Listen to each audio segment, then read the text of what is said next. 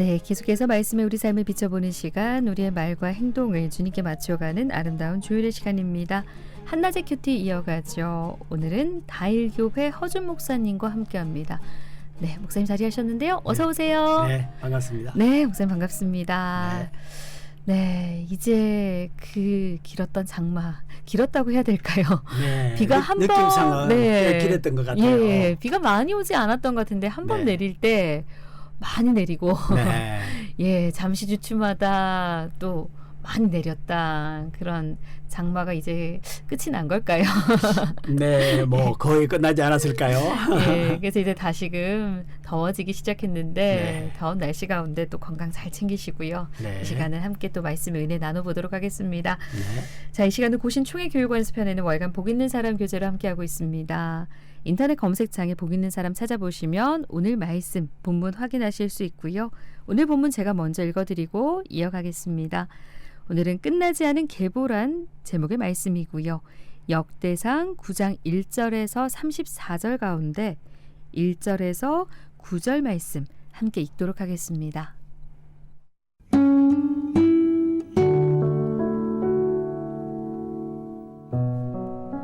온 이스라엘이 그 계보대로 계수되어 그들은 이스라엘 왕조실록에 기록되니라. 유다가 범죄함으로 말미암아 바벨론으로 사로잡혀 갔더니 그들의 땅 안에 있는 성읍에 처음으로 거주한 이스라엘 사람들은 제사장들과 레위 사람들과 느디님 사람들이라.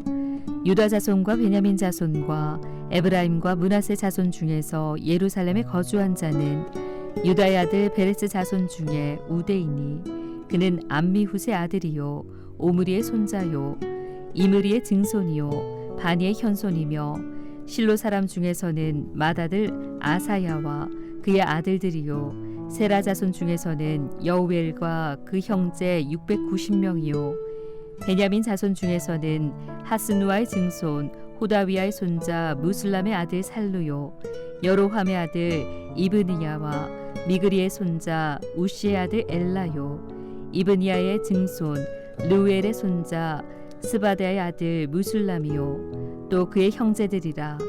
그들의 계보대로 계수하면 956명이니 다 종족의 가문의 우두머리들이더라.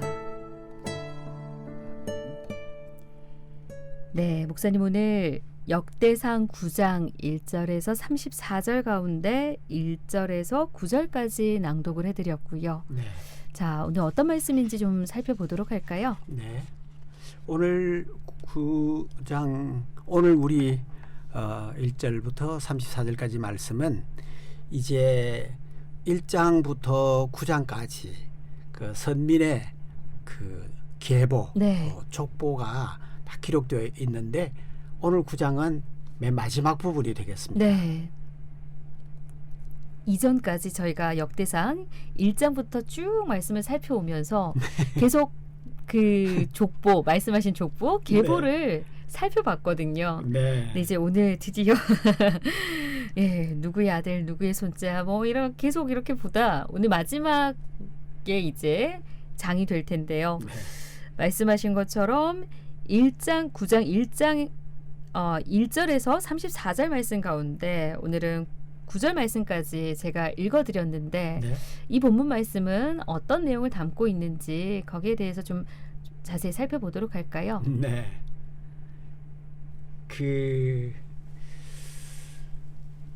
아마 우리 성도님들이 역대상 1장부터 지난 시간까지 네. 8장까지 쭉 읽어오시면서 꽤 좀 지루하시지 않았을까?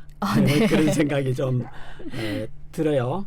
근데 오늘은 일단은 지금 9장 1절 네. 그 상반절 온 이스라엘이 그 계보대로 계수되어 그들은 이스라엘 왕조 실록에 기록되니라. 네. 여기까지 일단락을 맺습니다. 네. 맺고 난 뒤에 유다가로부터 시작해서 34절까지는 이제 특별히 다시 돌아온 이스라엘 백성들 예루살렘 성에 거주하였던 네. 그 명단을 따로 여기에 기록되고 있습니다. 그래서 네. 오늘 이 편집자께서 제목을 오늘의 제목을 끝나지 않는 계보 네. 이렇게 붙였는데 적절한 것 같습니다. 1절 상반절까지 일단은 다 기록되어 있는데 특별히 맨 마지막 부분에 오늘 본문 부분에서 그 예루살렘 특별히 성에 거하는 백성들에 대해서 기록되고 있습니다. 네. 2절 말씀을 보시면 그들의 땅 안에 있는 성읍에 처음으로 거주한 이스라엘 사람들은 하면서 제사장들 네. 그리고 레위 사람들 그리고 느디딤, 네. 느디님이라고 불리우는 사람들을 네. 특별히 따로 보충해서 추가적으로 쭉 설명을 함으로써 이제 모든 계보의 설명이 끝나고 있죠. 네.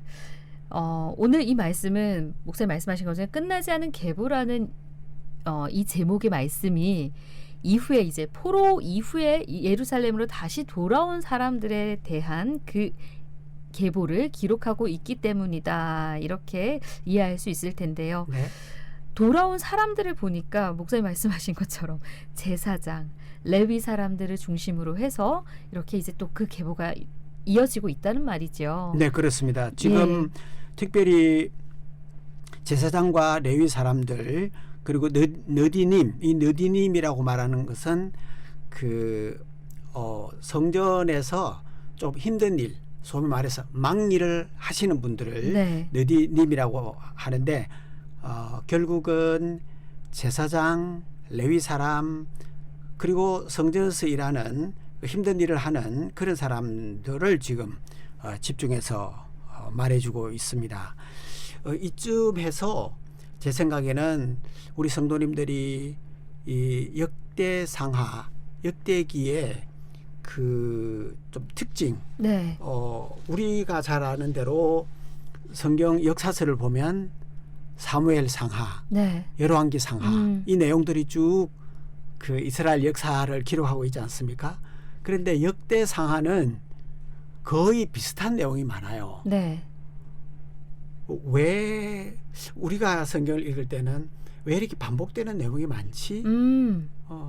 그래서 어떤 분들은 아예 성경 전체를 재편집을 해서 네. 솎아내고 중복되는 것을 솎아내고 뭐 이렇게 따로 성경을 기록한 경우도 있는데 물론 그것 나름대로 의미가 있습니다만은 우리는 우리가 이 서론 부분에서 아마 우리 성도님들이 역대상 시작할 때 그 네. 묵상을 돕는 포인트 해서 네네. 그 이 서론 부분에 대해서 주목을 하셨는지 모르겠습니다. 네.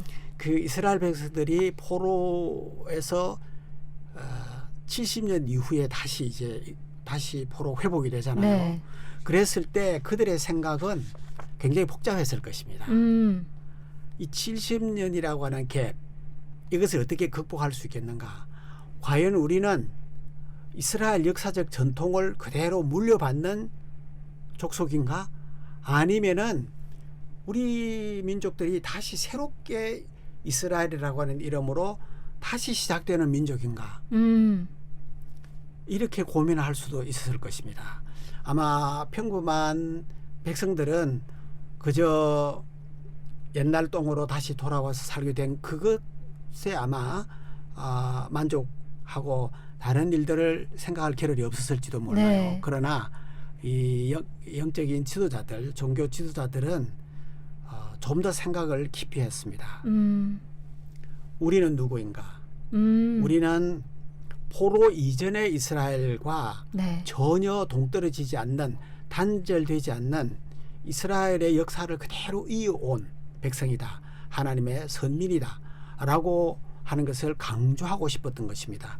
이스라엘 백성들의 하나님 백성된 그 정체성을 다시 확실하게 다지고 이렇게 하나님 중심, 성령 중심, 예배 중심의 공동체로, 민족 공동체로 살아가기를 간절히 바랬던 것이죠. 네. 그래서 사무엘 상하 그리고 열왕기 상하와는 역대 상하의 그 내용이 좀 다르다 하는 것을 이 서론 부분에서 네네. 얘기를 해주고 있습니다. 네. 그래서 그 역대기 신학의 구심점은 성전과 제사장이다. 그 앞전에 열왕기 신학의 구심점이 선지자인 점과 비교할 수 있다라고 서론 부분에서 말하고 네네. 있습니다. 그래서 같은 이스라엘의 역사이지만 사무엘 상하, 열왕기 상하에서 그 의도했던 역사관과 역대 상하를 기록할 때에 이 역사관과 이스라엘 백성들에게 기대하고 요구하는 내용이 조금 다릅니다. 그래서 어쨌든 핵심은 뭐냐니까 우리는 하나님의 역사의 중심에 있는 이스라엘 백성이다 하는 것을 확실하게 강조하고 싶었죠. 그래서 족보, 우리가 지루한 족보를 볼 때 이 족보가 그 역대하 1장 1절부터 어디서부터 누구로부터 시작되느냐 하면 아담으로부터 시작되는 거거든요. 그래서 지금까지 쭉 이렇게 족보를 다 기록하고 이제 이 역대상하에 기록 의도한 그 핵심 그 역사관이라고 할까요?